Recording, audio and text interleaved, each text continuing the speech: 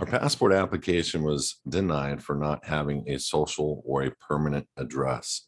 Can you explain what we need to do to set up general delivery? Do we need a document from the postmaster stating anything to send with the rebuttal letter Rob is working on?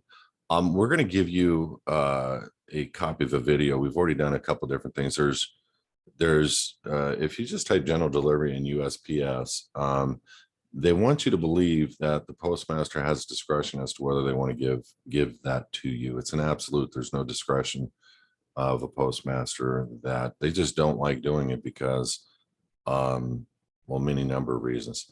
But when it comes to the social, that's not an issue. The permanent address, it never was an issue until about a month ago. And so the response is, I mean, you can still give them an address and then put into brackets on the form, on the response, this is where we stay, where we live. And you don't need to say this is a permanent address. This is kind of for us, Rob, to contemplate on how to respond. But that way you can give them the social with the similar type of social response that we've always done. And then come in with an address where you say that you live. And or if you're going to say permanent, you're going to we're going to do a little asterisk for you on the word permanent, and down below we're going to put currently live, and giving it a proper distinction in law from a legal term and terminology standpoint.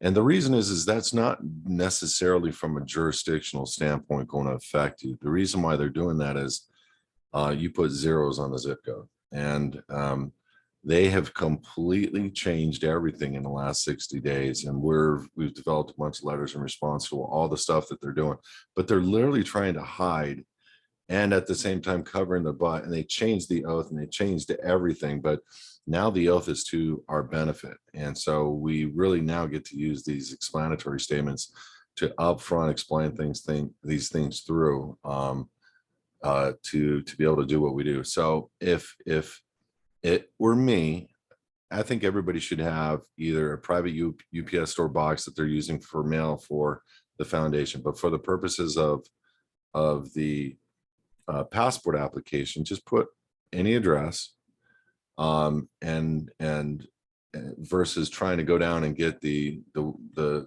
general route or the general delivery.